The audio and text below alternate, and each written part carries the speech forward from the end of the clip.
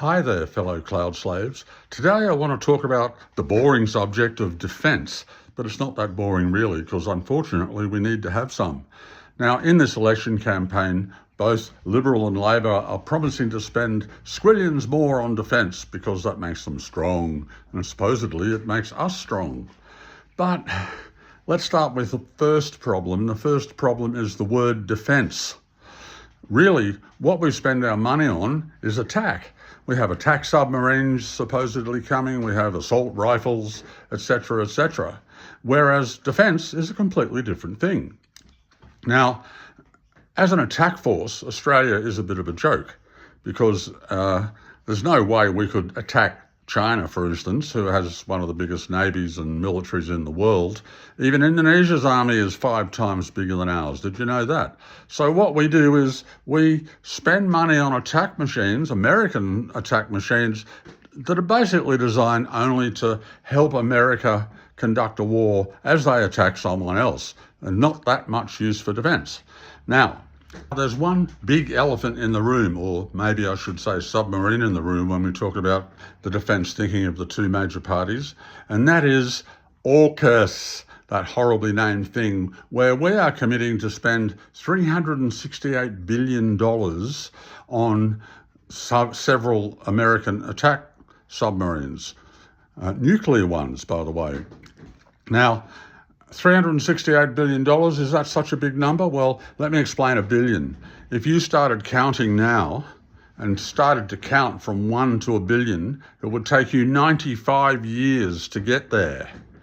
If you were able to save $1 million a year from your brilliantly fantastic wages, it would take you 1,000 years to save up $1 billion. So we're talking about pretty serious money.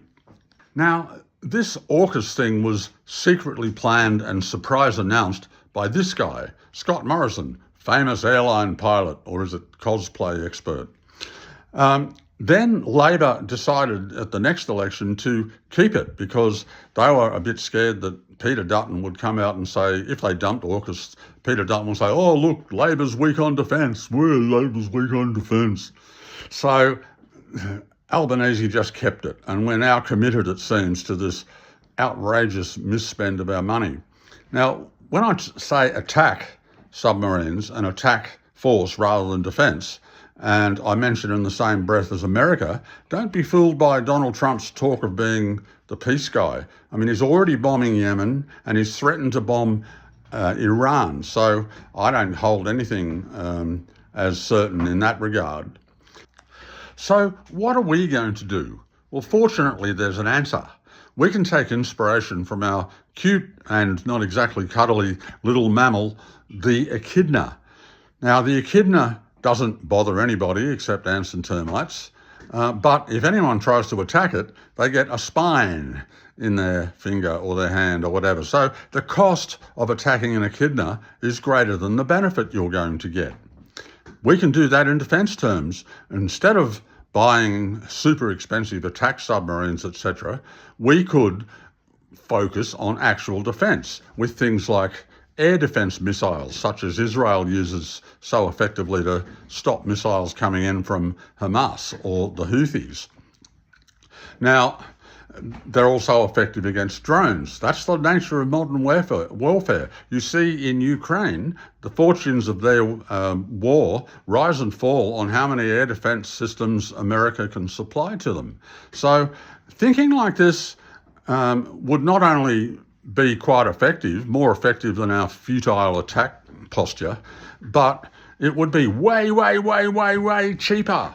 So the big problem with the Liberal and Labor's huge spends is they haven't told us where the money's coming from. They just don't talk about that. Presumably they'll just borrow it, putting us further into deficit.